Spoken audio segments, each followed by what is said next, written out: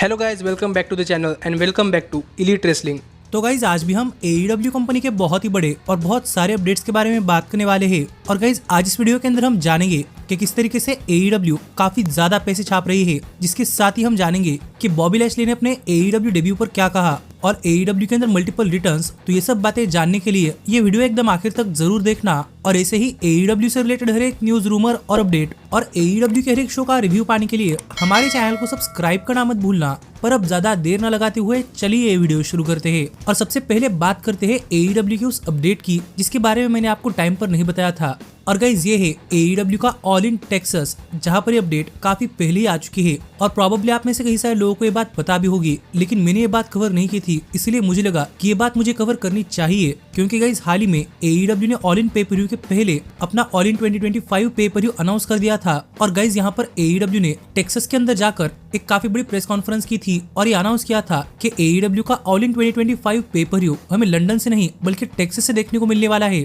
जुलाई 12 को, और वो भी ग्लोबल लाइफ फील्ड स्टेडियम से। जो अनाउंसमेंट एक काफी बड़ी अनाउंसमेंट थी और हमें तब के चैंपियन भी यहाँ पर इस अनाउंसमेंट के अंदर देखने को मिल रहे थे। और यहाँ पर टेक्सास की अथॉरिटी भी AEW का ऑल इन अपने स्टेट के अंदर करवाने के लिए काफी ईगर है। तो देखने के लिए मजा आएगा कि अगर AEW का 2025 का ऑल इन पे पर व्यू यूनाइटेड स्टेट से यानी कि टेक्सास से होता है तो ये पे पर व्यू कितना जबरदस्त होता है। और हमें इस पे पर व्यू के लिए AEW कितने सारे टिकट सोल्ड आउट करते हुए दिखाई देती है। क्योंकि देखा जाए तो गाइज यहाँ पर इस ग्लोबल लाइफ फील्ड स्टेडियम की कैपेसिटी करीब 50,000 फैंस की है। तो देखने के लिए मजा आएगा कि जब AEW पहली बार यूनाइटेड स्टेट्स के अंदर अपना ऑल इन पे पर व्यू करती है तो इस पे पर व्यू के लिए कितने सारे फैंस आते हैं और हमें इस पे पर व्यू पर कौन कौन सी देखने को मिलती है। और आप मुझे कमेंट कर बताइए कि आपका इस पर क्या कहना है। और जरा सॉरी क्योंकि अपडेट बताने के लिए मैं काफी लेट हो चुका हूँ, पर सच में मैं भी देखना चाहता हूँ कि अब 2025 के अंदर ऑल इन पे पर व्यू के अंदर क्या क्या होता है।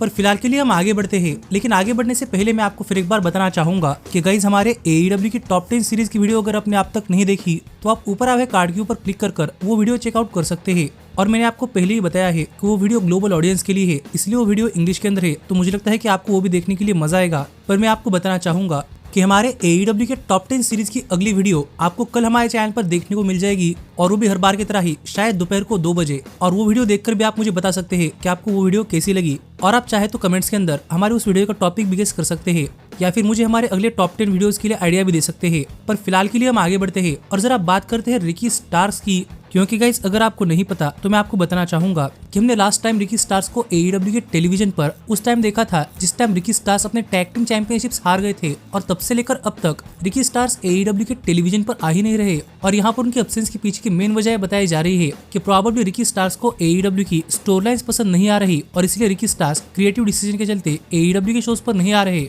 पर इस पर भी कमेंट करते हुए रिकी स्टार्स ने एक बार के लिए बताया था कि रिकी स्टार्स के साथ कोई प्रॉब्लम नहीं है और उन्हें कोई क्रिएटिव प्रॉब्लम और उन्हें किसी क्रिएटिव चीज से कोई प्रॉब्लम नहीं है। जो बात तो रिकी स्टार्स ने अपनी तरफ से क्लैरिफाई कर दी थी, लेकिन अब भी वो AEW के टेलीविजन पर नहीं आ रहे, जो देखकर काफी सारे लोग प्रेडिक्ट कर रहे थे कि मैं प्रोबेबली रिकी स्टार्स अपना कॉन्ट्रैक्ट खत्म होने के बाद AEW कंपनी छोड़कर WWE कंपनी के साथ जाते हुए दिखाई दे सकते हैं। पर गाइस इसी पर एक क्लैरिफिकेशन अपडेट आई है जहां पर हमें बताया जा रहा है कि माना कि Ricky stars probably AEW company के साथ अनहैप्पी चल रहे हैं या फिर उनके और कंपनी के बीच में कोई अनबन चल रही है, लेकिन रिकी स्टार्स अब भी AEW कंपनी के साथ अंडर कॉन्ट्रैक्ट है और रिकी स्टार्स इतनी जल्दी तो AEW कंपनी छोड़कर किसी और कंपनी के अंदर नहीं जाने वाले। जो अपडेट रिकी स्टार्स को लेकर हाल फिलहाल में सामने आई है, जो मुझे लगता है कि रिकी स्टार्स को लेकर एक काफी पॉजिटिव अपडेट है कि रिकी स्टार्स AEW कंपनी छोड़कर कहीं और बाहर नहीं जाने वाले। और गाइज मैं तो चाहूंगा भी नहीं कि रिकी स्टार्स कंपनी छोड़कर कहीं बाहर जाए, क्योंकि वो भी AEW कंपनी के एक ऐसे सुपरस्टार है जिन्हें देखकर लगता है कि कंपनी आगे चलते हुए फ्यूचर में रिकी स्टार्स को एक बड़ा स्टार देखती है। लेकिन आप मुझे कमेंट कर बताइए कि आपका इस पर क्या कहना है। स्टार्स को कंपनी के साथ कंटिन्यू करना चाहिए या कंपनी छोड़कर जाना चाहिए। पर फिलहाल के लिए हम आगे बढ़ते हैं और जरा बात करते हैं एडम कोल की। क्योंकि गाइस आपको तो पता ही होगा कि एडम कोल को AEW के फुल गियर पे पर व्यू के अंदर इंजरी हुई थी और तब से लेकर अब तक हमें एडम कोल क्रंचेस के सहारे चलते हुए दिखाई दे रहे थे और वो AEW पर फुल कैपेसिटी से वापस भी नहीं आए थे। पर फिर भी उन्होंने अपनी स्टोरी लाइन कंप्लीट करते हुए ओकेजनली 1-2 बार विजिट दिखाई, पर अब तक वो हमें टेलीविजन पर फुल टाइम नहीं देखने को मिल रहे। और यहीं पर एडम कोल के AEW रिटर्न को लेकर एक काफी इंटरेस्टिंग अपडेट सामने आ रही है। और गाइस यहाँ पर बताया जा रहा है कि Adam Cole last dynamite show पर बैकस्टेज में मौजूद थे और यहाँ पर देखने में लग रहा है कि एडम कोल पूरी तरीके से ठीक हो चुके हैं। जो एडम कोल को लेकर एक काफी अच्छी अपडेट है कि गाइस एडम कोल प्रोबेबली पूरी तरीके से ठीक हो चुके हैं और वो लास्ट वीक डायनामाइट शो पर बैकस्टेज में मौजूद थे। तो देखने के लिए मजा आएगा कि वो कब तक AEW के अंदर वापस आते हैं और उनके वापस आने के बाद यहाँ पर एडम कोल कौन सी स्टोरी के अंदर अपने आप को इंटीग्रेट करते हैं, दोबारा से अपने MJF के साथ की या फिर किसी और। पर आप मुझे कमेंट कर बताइए कि आपको क्या लगता है कि एडम कोल को कौन सी स्टोरी के अंदर आना चाहिए। पर फिलहाल के लिए हम आगे बढ़ते हैं और जरा बात करते हैं बॉबी लैशली की और जानते हैं कि बॉबी लैशली ने AEW कंपनी ज्वाइन करने पर क्या कहा। क्योंकि गाइस आपको तो पता ही होगा कि बॉबी लैशली अब WWE कंपनी के साथ नहीं है और वो किसी भी कंपनी के अंदर जाने के लिए टोटली फ्री है और काफी सारे लोग चाहते हैं कि बॉबी लैशली AEW कंपनी के अंदर आए। पर यहीं पर सरप्राइजिंगली बॉबी लैशली ने इस पर अपना खुद का एक स्टेटमेंट दिया है, जहां पर अगर आपको नहीं पता तो मैं आपको बताना चाहूंगा कि बॉबी लैशली हाल फिलहाल में अपना खुद का यूट्यूब चैनल भी चला रहे हैं और अपने यूट्यूब चैनल के व्लॉग के अंदर ही बात करते हुए बॉबी लैशली ने एक सेगमेंट के अंदर बात करते हुए कहा कि बॉबी लैशली ने इंटरनेट पर सभी आर्टिकल्स पढ़े हैं और सब लोग कह रहे हैं कि बॉबी लैशली इस कंपनी के अंदर जा रहे हैं, इस कंपनी से बात कर रहे हैं, जैसे कि WWE, TNA या फिर AEW। लेकिन बॉबी लैशली यहाँ पर सबको बताना चाहते हैं कि ये सब चीजें बॉबी लैशली कंट्रोल नहीं करते और जो मेन चीज वो कंट्रोल करते हैं वो है रेसलिंग और अपनी फिटनेस। और फिलहाल के लिए बॉबी लैशली उसी पर फोकस करने वाले हैं जो बात यहाँ पर बॉबी लैशली ने कही है। और इसे स्टेटमेंट के अंदर बॉबी लैशली ने AEW कंपनी के अंदर आने के रूमर्स को भी एड्रेस कर दिया है और बॉबी लैशली ने AEW कंपनी को मेंशन किया है। इसीलिए मुझे लगता है कि कई इस बात के चांस भी बनते हैं कि बॉबी लैशली AEW के अंदर आ सकते हैं। पर आप मुझे कमेंट कर बताइए कि आपका इस पर क्या कहना है।